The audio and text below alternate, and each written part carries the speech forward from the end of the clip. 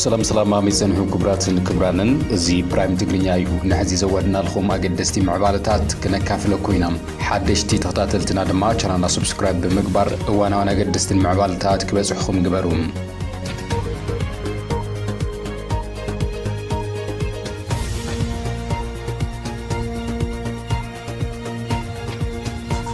نولومي نابز حزنا لهم زيناتي فلا ما يكبل اب ارمي 15 ميكانايزد مقله زلو ابالات سراويت تግራይ تمالي منقدي عادقرات عاصيوم كمزو على زفلت خوينم خونا غنا لومي يتي تعاصيزو على منقد مخاين عادقرات مقله تخفيتو كمزلوم تغليصلوم اب عادقراتن زوريان زركب ابالات سراويت تግራይ وانا منقد مخاين معصاو زكاتة سلاماو سلفي بمكياد نتي بيقرتاز تعاصو سلفي سراويت تግራይ داغم على علم ولهم اتي ابلعلو تاززت تديفون وطرات على علو زنبره سلفي تمالي 4 حدار 2018 عام تمرت ابالات سراويت تግራይ زخونو ارمي 15 كاب نغو كساب مشت 11 فرغان منقدي مكينه عادقرات مقله عاصيوم يوم علم نيرم اتي استعصو منقد جن دحري 12 ساعات ناي مشت حلف تحلالف مخانو بامانيات ترغاغسيم ابز حلف ورحي تقمتي كاب 3 كساب 2018 عام تمرت منقدي مخاين معزاو حاويسو نتختلتي 5 معالتات استخايده سلفي ابالات سراويت تግራይ صعبو غزاوي ممحدار تግራይ دنبي مسل تتقامنت ابالات صدتا تግራይ صديقو نابه تግባራ እቹ መንባሩ ይዝከሪም እንተኾነ ግና እቶም አባላት አርሚ 15 መቀለ መካናይዝድ ክፍለ ሰራዊት ንሕና ካብ አክቲቭ መከላከያ ነባራትን ፎሊ ሃይለን እንታይ ፈሌና ንምንታይ ንሳቶም ክልተ ግዜ ድጎማ እንትኽፈሉ ንሕና ኣይንኽፈልን ንምንታይ ኣብ ሓደ ሰራዊት ዝተፈለየ አከፋፍላይ ህሉ ዝብል ሕቶን ካልኦት ናይ ሰራዊት ሕቶ ሒዞም ሎሚ ሰልፊ እናገበሩ ከም ዘለው ኣቦ ወንበር ውድብ ዓረና ትግራይ ዓምዶም ገብረስላሴ ኣቃሊሕሎም ንሱ ወሲኹ ሰልፊ ክቅፅል ምዃኑ ዝሓበረ ኮይኑ መንእሰያት ድማ ክሕወስዎ እዩ ጻውዒ ተቕሪቡ ዘሎ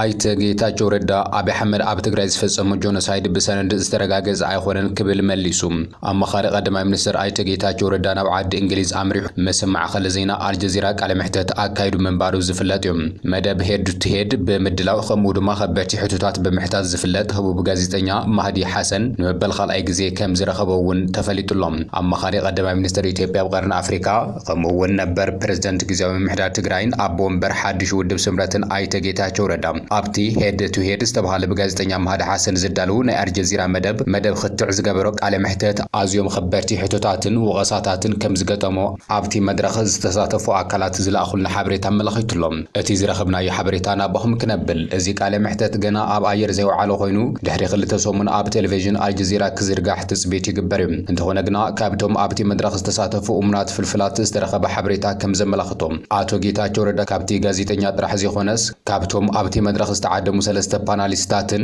ካብ ተሳተፍቲ ህዝብን ዝቐረበሉ ሕቶታት ንምምላስ ኣዝዩ ተጨኒቑ ከም ዝወዓለ እዩ ዝሕበር ዘሎ እቶም ፓናሊስት ጋዜጠኛ ጸዳለ ድማ ከምኡውን ፖለቲካ ቀርኒ አፍሪካ ብዕምቆት ዝከታተል ኖርዌያዊ ፕሮፌሰር ትሮንቮል ከምኡውን ብርክት ዝበሉ ተጋሩ ካልኦት ኢትዮጵያውያንን ኣብቲ መድረኽ ተረኺቦም መንባሮም ድማ ተገሊጹ እዩ ኣይተ ጌታቸው ረዳ ኣዝዮም ሰፋሕቲ ሕቶታት ቀሪቦሙሉ እዮም ዝበሉ ፍልፍላትና እቶም ቀንዲ ከምኡውን ትግራይ ዝምልከቱ ዓበይቲ ጉዳያት ኣድሂቡ ዘካፈለና ሓበሬታ ናባኹም ክነብል ኣብቲ ኣይተ ጌታቸው ረዳ ፈተኑ ዝተባሃሉሉን ጸርፊ ከቀሬ ዘተኣናገደሉ ቃለ መሕተት ዓቢ ጉዳይ ዝነበረ ኣይተ ጌታቸው ረዳ ህዝቢ ትግራይ ክሒዱ ናብ አብይ አህመድ ምጽንባሩ ዝቀረበ ሕቶ ነይሩ እቲ ፈላማይ ሕቶ ጋዜጠኛ ማህዲ ሐሰን ኣይተ ጌታቸው ረዳ ዘደንገጸ ነይሩ ክብል እውን ይገልጽ ጋዜጠኛ ማህዲ ሐሰን ቀዳማይ ሚኒስትር አብይ አህመድ ገበነኛ ጆኖሳይድ ኢልኻ ወግሐ ጸብሐት ጸርፎ ነይርኻ ሕዚ ድማ ናቱ ኣማኻሪ ኮይንካ ትሰርሕ ኣለኻ ቀደም ዲኻ ሓሽኻ ወይስ ሕዚ ዝብል ቀጥታዊ ሕቶ ይቕሪብሉ ነይሩ ኣይተ ጌታቸው ረዳ ነዚ ክምልስ እንከሎ ድማ ኣብቲ እዋን ዝነበረ ኩነታት ከምኡ ኢለ ክዛረብ ገይሩኒ ክብል ይጀሚሩ እንተኾነ ግና እቲ ጋዜጠኛ ብምዕንቃፍ እቲ ሕቶ ንጹር እዩ ሓሲኻ ዲኻ ኣይሓስኻን ክብል ደጋጊሙ ሓቲትዎም እቲ ጋዜጠኛ ወሲኹ አብይ አህመድ ኣብ ትግራይ ጆኖሳይድ ፈጺሙ ድዩ ኣይፈጸመን ክብል ብምሕታት በቐጥታ ክምልሰሉ እዩ ኣፋጢጥዎም ኣነ ጠበቃ እየ ዝበለ ኣይተ ጌታቸው ረዳ ድማ ጠበቃ ብዶኩመንት እዩ ዝዛረብ ብዝብል ምላሽ እቲ አብይ ዝፈጸሙ ጆኖሳይድ ብሰነድ ዝተረጋገጸ ኣይኾነን ክብል ተኸላኺሉ አብይ አህመድ እውን እቲ ኣብ ትግራይ ዝፈጸሙ ጆኖሳይድ ኣብ ወለጋ ካብ ዝፈጸሙ ኩናት ከም ዘይበልጽ ኣብ ፓርላማ ቀሪቡ ምዝራዊ ዝከሪ እንተኾነ ግና ቅድሚ 3 መዓልታት ዕላዊ ዝኾነ ሰነድ ዓለም ለኸ ትካላትን ነበር ሚኒስትር ጉዳያት ወጻኢ አሜሪካ አንቶኒ ብሊንከንን አብይ አህመድ ኣብ ትግራይ ጆኖሳይድ ፈጺሙ ይክብሉ አረጋጊጾ መንባሮም ይዝከሪ እቲ ጋዜጠኛ ነቲ ምላሽ ኣይተ ጌታቸው ረዳ ምስ ሰምዐ ኣብ 2022 ኣቋፅር አውሮፓውያን ጠበቃ ይነበርኻን ማለት ድዩ ሕጂ ድኻ ጠበቃ ኾንካ ክብል ደጊሙ ሓቲትዎ ይብል ፍልፍልና ኣብ መወዳእታ ኣቶ ጌታቸው ረዳ ኣብቲ እዋን ዝነበረ ኩነታት ከምኡ ኢሉ ክዛረብ ከም ዝገበሮ ሕዚ ግን ኣብ ናይ ፌደራል መንግስቲ ሰራሕተኛ በመሆኑ መጠን ከምኡ ክብል ከም ዘይኽእል ይኹን እምበር እቲ ጆኖሳይድ ከም ዝተፈጸመ ኣሚኑ እዩ ክብል ፍልፍልና ገሊጹ ኣብዚ ግዜ እዚ እምበር እቲ ጋዜጠኛ እቲ ተማኽሮ ዘለኻ ጆኖሳይድ ዝፈጸመ መንግስቲ ነዚ ሰሚዑ ብዘለኻዩ ትረፍ ከይብለካ ተስፋ ገብር ብምባል ዝተዛረበ ዋዛ ነቲ ተዓዳሚ ክምስ ዘበለ ክስተት ነይሩ ክብል ገሊጹ ኣብቲ መድረኽ ዝነበረት ጋዜጠኛ ጸዳለ ለማ እውን እቲ ህዝቢ ዝተቃለሰ ንዓኻ ናብ ስልጣን ንምምጻእ እዩ ንስኻ ግን ምስቶም ጸላእቱ ኮንካ ትሰርሕ ኣለኻ እዚ ናይ ሞራል ብስባሴ ድዩ ወይስ ካልእ ክትብል ሓያል ሕቶ ያቅሪባትሎም ኣይተ ጌታቸው ረዳ ነዚ ምላሽ ብስምዒት ተዓጅቡ እንትዛረብ ኣነ ስለ ሞራል ዝጭነቐሉ ግዜ ኣይኮንኩን ዘለኹ ዋና ዓላማይ ንህዝቢ ትግራይ ምግልጋል እዩ ክብል ምላሽ ሂቡ ኢሉ ፍልፍል ሓበሬታና ንህዝቢ ትግራይ እንድሕር ዳኣ ትሰርሕ ኮንካ ንምንታይ ዕጡቓት ኣብ ዓፋር ብምስልጣን ብምድጋፍ ንትግራይ ትንኮሳ ከካይዱ ትገብር ኣለኻ ዝብል ድማ ካብ ወገን ተሳተፍቲ ዝቐረበሉ ሕቶ ነይሩ ይብሉ ፍልፍልና ኣይተ ጌታቸው ረዳ እቲ ዕጡቕ ከም ዘይፈልጦ እኳ እንተገለጸ እቲ ጋዜጠኛ ተቐቢሉ ግን መንግስቲ ፌደራል ድጋፍ ከም ዝገብረሉ ብግልፂ ዝተዘረበ ጉዳይ ምዃኑ ንሱ ድማ ናይ ኣብይ ሚኒስተር ኮይኑ ከመይ ነዚ ጉዳይ ከም ዘይፈልጦ እሞ ድማ ንትግራይ ይሰርሕ ኣለኹ ዝብል በዓል ስልጣን ብምባል ዳግም ኣፋጢጥዎ እዩ ኣይተ ጌታቸው ረዳ ነዚ ሕቶ ንምሽፋን ጻዕርታት እኳ እንተገበረ እቲ ጋዜጠኛ ግን ናይተ ጌታቸው ረዳ ከም ዘይኣምኖን ደጋጊሙ ተዛሪቡ ይክብል እቲ ካብቲ ቦታ ዝተረኸበ ሓበሬታ እዩ ኣመላኺቱ ዘሎ እቲ ካልእ ኣገዳሲ ዝነበረ ነጥቢ ጉዳይ ምዕራብ ትግራይ እዩ ብልፍልፍልና ኣብ ቀረባ እዋን ምስ ሰምሃል መለስ ቃለ መሕተት ዘካየደት መስራቲት ኣዲስ ስታንዳርድ ዝኾነት ጋዜጠኛ ጸዳለ ለማ ንመሬት ምዕራብ ትግራይ ከም እትምልሱ ቃል ኣትኹም ነይርኹም ሕዚ ግና እቶም ተመዛበልቲ ኣብ ጸገም ኣለዉ ንምንታይ ኣይተመለሱን ክትብል ይሓቲታቶም ኣይተ ጌታቸው ረዳ እቲ ቀንዲ ምኽንያት ኣብ ውሽጢ ትግራይ ዘለዉ ምስ ኤርትራ ዝሰርሑ እንቅፋት ስለ ዝኾኑ ብምባል ንሕወሓት ብምኽሳስ ነዚኦም ከይዕረኻ ድማ ኣብ ትግራይ ዝስራሕ ስራሕ ውፅኢት ከምጽእ ኣይኽእልን ክብል ገሊጹ ይኹን እምበር ጉዳይ ዋንነት ምዕራብ ትግራይ ዝምልከት ብዝረረብ ክፍታሕ ይስራሕ ከም ዘሎ እዩ ኣይተ ጌታቸው ረዳ ገሊጹ ዘሎ ስጋኣት ሓድሽ ኩናት ምስ ኤርትራ ሽልማት ኖቤልን ኣብን ቀጺሉ ዝተልዓለ ጉዳይ እንትኾን ጋዜጠኛ ማህድ ሓሰን ኣብ መንጎ ኤርትራን ኢትዮጵያን ብምኽንያት ወደብ ዓሰብ ኣንጸላልዩ ዘሎ ደመና ኩናት ኣመልኪቱ ከም ዝሓተተ እውን ተገሊጹ ኣይተ ጌታቸው ረዳ ኩናት ኣይህሉን ክብል ሓጺር መልሲ ሂቡ እቲ ጋዜጠኛ ኣታሒዙ ድማ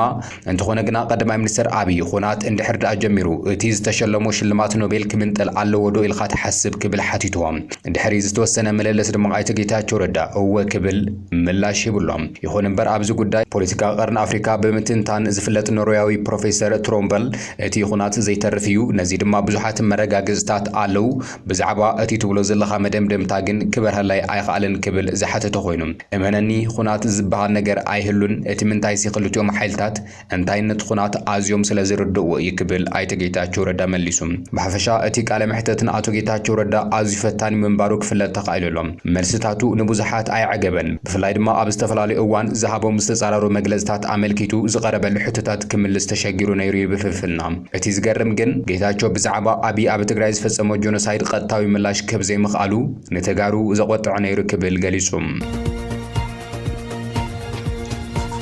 ኤርትራ ምስ ኢትዮጵያ ክትዕረቕ ጎስጓስ ዝመስሉ ነገራት እናተሰምዑ ኣብ ዘለሉ እዋን ሚኒስተር ጉዳያት ወጻኢ ኢትዮጵያ ተሃገር ኣብ ቀርኒ ኣፍሪካ ዘይምርግጋዕ ካብ ዘስዕቡ ንጥፈታት ክትቁጠብ ጻውዒት ተቕሪቦም ኤርትራ ምስ ዞባዊ ሰላምን ውህደትን ዝሳነ ሃናጺ መንገዲ ክትኽተል ክደፋፍእ እዋን ማሕበረሰብ ዓለም ጻውዒት ዘቐረበ ሚኒስተር ጉዳያት ወጻኢ ኢትዮጵያ ጊዲዮን ጢሞቴዎስ እዮም እቲ ሚኒስተር ጉዳያት ወጻኢ ኢትዮጵያ ሆርን ሪቪውን ዩኒቨርሲቲ ኣዲስ ኣበባን ብሓባር ኣብ ዘዳለውዎ መድረኽ ንመንግስቲ ኤርትራ ካብቲ ኣብ ልዕሊ ኢትዮጵያ ዝኽተሎ ዘሎ ጉጉይ ዝበሎ ፖሊሲ ከውፅእዎን ናብ ብሩህን ምትሕባር ዘለዎ መጻኢ ዝዓለመ ንኣሽቱ ዝጭበጡ ጉምታት ክወስድ ከተባብዕዩ ጻውዒት ተቕሪቡ ዘሎ ቀዳምነት ፖሊሲ ጉዳያት ወጻኢ ኢትዮጵያ ዝዘርዘረ እቲ ሚኒስተር ሃገሩ ሰላም መርግጋዕ ዞባዊ ምትሕሓዝን ንምድንፋዑ ፊት ክብል ገሊጹሎም ኢትዮጵያ ሓበራዊ ልምዓታት ዓቕምን ሓበራዊ ዕጻ ህዝብታት ቀርኒ ኣፍሪካን ዝተመስረተ ራእይ ዞባዊ ቁጠባዊ ውህደት ኣለዋ ዝበለ እቲ ሚኒስተር ኣብ መንጎ ጉራብቲ ሃገራት ዝግበር ዘተን ሕድሕዳዊ ምርድዳእን ሓበራዊ ጸገማት ንምፍታሕ ውዕስ ዕቤት ንምስጓም ኣገዳሲ ምዃኑ ዘስመረ እቲ ሚኒስተር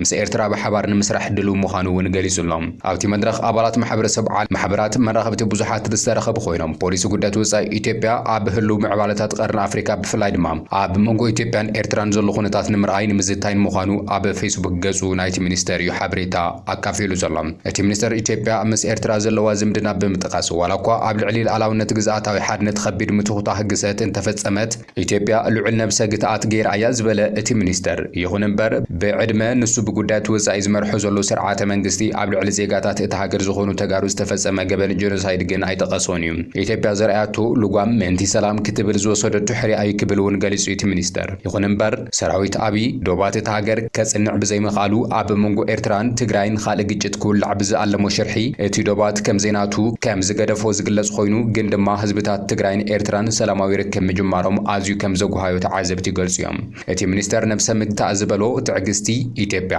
ቀጻልን ብዘይ ቅድመ ኩነትን ክውሰድ ከም ዘይኽእል ብምጥንቃቕ ስጉምቲ ከም ዝወስድ ድማ ኣንፊቱሎም። ምትውታኽን ገሰትን ዝበሎ ዝርዝር ዘይሃበሉ እቲ ሚኒስተር ብ2 ጥቅምቲ 2025 ናብ ዋና ጸሓፊ ሕቡራት ሃገራት አንቶኒዮ ጉተሬዝ ኣብ ዝጽሐፎ ደብዳቤ ኣብ ዝሓለፈ ኣዋርሕ ኣብ መንጎ ኤርትራን ኣኽራሪ ውድብ ሕወሓትን ዝበሎ ዘሎ ምሕዝነት እናነጸረ መጽኡሎ ብምባል ክልቲኦም ወገናት ነቶም ንኸም በዓል ፋኖ ዝኣመሰሉ ዕጡቓት ጉጅለታት ብገንዘብን ብምውዳብን ይሕግዙ ከም ዘለዉ ኸሲሱ ነይሩ። ወታደራዊ ኣዘዝቲ ሰራዊት ሕወሓት ኣብቲ ኣብ ወልድያ ዝተኻየደ መጥቃዕትን ኣብ ራያን ወልቃይትን ኣብ ዝተፈጠረ ናዕቢ ብቐጥታ ከም ዝተሳተፉ እቲ ሚኒስተር እውን ወሲኹ ጠቒሱ እዩ። ይኹን እምበር ኤርትራን ሕወሓትን ነዚ ነጺገንኦ ነይረን እየን። እዚ ከምዚሉ ንሃለወ ኣሜሪካ ዳግማይ ናብ ኣስመራ ተመሊሰላ። ኤምባሲ ኣሜሪካ ኣብ ኣስመራ ዳግማይ ከም ዝተኸፈተ እዩ ተፈሊጡ ዘሎ። እቲ ኤምባሲ ድሕሪ ምምጻእ ትራምፕ ክዕጾ ተገይሩ ምንባሩ ዝፍለጥ ኮይኑ ኣብ ኢትዮጵያ ኮይኑ ጉዳያት ከፈጽም እውን ጸኒሑ እዩ።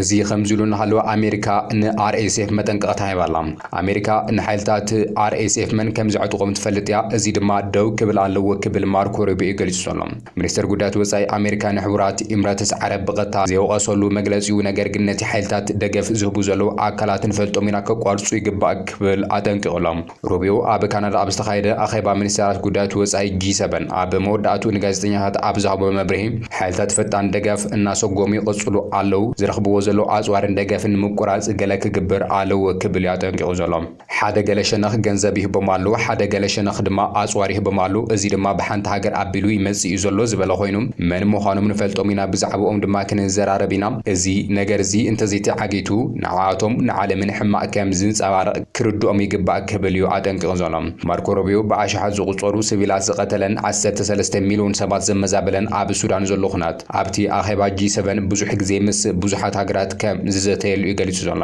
ዝነገረኩም ነገር እንተሃለወ ኣብ ላዕለዎት ናይ መንግስትና ደረጃታት እቲ ጉዳይ ይቐርብ ከም ዘሎን ኣብቶም ዝምልከቶም ወገናት ጸቕጢ ክግበር ከም ዘለዎን እዩ ዝበለ ኮይኑ ኣብ ዝህቦ ዘለኹ ጋዜጣዊ መግለጺ ንዝኾነ ሰብ ክወቅስ ኣይደለን እየ፣ ምክንያቱ እቲ ንደልዮ ዘለና ጽቡቕ ውጽኢት እዩ፣ እዚ ድማ ደው ክብል ኣለዎ ዝበለ ሩቢዮ ወሲኹ ካብ ሚያዝያ 2023 ጀሚሩ ምስ ሰራዊት አርኤስኤፍ ኣብ ኩናት እትርከብን ኣብ ልዕሊ ሲቪላት ስልታዊ ግፍዕን ማለት እውን ቅትለት ዓመፅን መጥቃዕቲ ከም ዝፈጸመ ዝገለጾም ሓይልታት አርኤስኤፍ ቀንዲ ደጋፊ ዝኾነት ሕቡራት ዓረብ ኤምሬትስ ግን ብቀጥታ ኣይወቐሳን እዩ።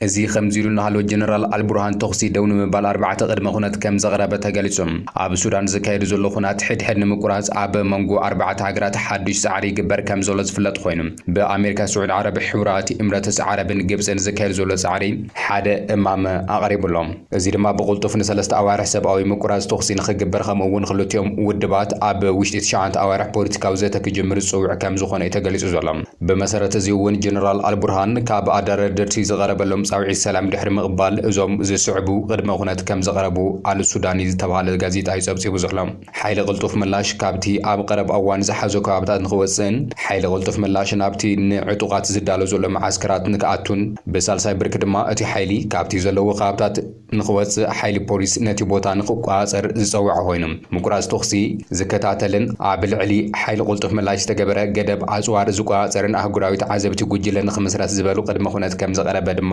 ተገሊጹ እዩ።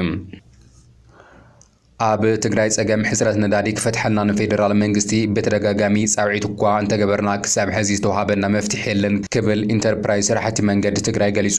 እቲ ኢንተርፕራይዝ ዝመርሕ ዘሎ ኣይተ ሙዑዝ ኣጽብሃ ከም ዝገለጹ ፌደራል መንግስቲ ኣብ 2016 ዓመተ ምህረት ብወርሒ 150,000 ሊትር ነዳዲ ካብ ጅቡቲ ብቐጥታ ኢንተርፕራይዞም ከኣቱ ፈቒዱሎም ዋላ እኳ እንተምረ ብውሑድ መጠን ከኣቱ ዝጸንሐ ነዳዲ ካብ ወርሒ ሓምለ ጀሚሩ ሙሉእ ብሙሉእ ጠጠው ከም ዝበለ እዩ ኣፍሊጡ ዘሎ። እቲ ጸገም ንምፍታሕ ድማ ከም ትካል መንግስቲ ፌደራል ብደብዳቤ ኾነ ብኻልእ እንተሓተትና ዓጋቢ መልሲ ኣይረኸብናን ክብል ገሊጾም እዚ ድማ ብኸይዲ ህንፀትን ጽገናን ንዝርከቡ ፕሮጀክታት መንገድታት ደውታ ክፈጥር ከም ዝኽእልን ንመፍትሑ ተወሳኺ ጻዕሪ ከም ዝግበርን ይገሊጹ ዘሎ ኢንተርፕራይዝ ስራሕቲ መንገዲ ትግራይ ኣካል ዕንወትን ጽንሰታዊ ኩናት ትግራይ ንምዃኑ ዝጠቐሰ እቲ ዋና ፍጻሚ ስራሕ ምስ ብዙሓት ጸገማት ኮይኑ እውን ኣብ ሕውየት ትግራይ ግድኡ ንምብራኽ ግዛዊ ምምሕዳር ትግራይ ኣብ ዝመሓደረሉ ኩለን ዞባታት ትግራይ ሰፊሕ ጽገና መንገዲ ኣሳሊጡ ከም ዘሎ እዩ ገሊጹ ዘሎ ኢንተርፕራይዝ ስራሕቲ መንገዲ ትግራይ ኣብዚ 2 ዓመት ጥራሕ ልዕሊ 3000 ሜትር ጽገና መንገዲ ሰሪሑ ከም ዘረከበ ኣፍሊጡ እዩ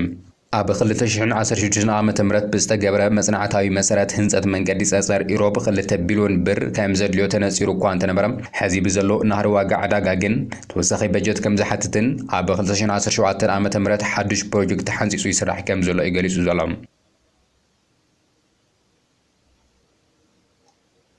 مبارخس كبراتن كبرانن برايم تجينا أمكتال سنيحهم نلومي زوارنا لهم عبالات نزيهم يمثل نيرهم حبيرهم ناس لسنحهم عزينا نمزجن كنا سبسكرايب بمقار بيسبك تكونوا دما نقدم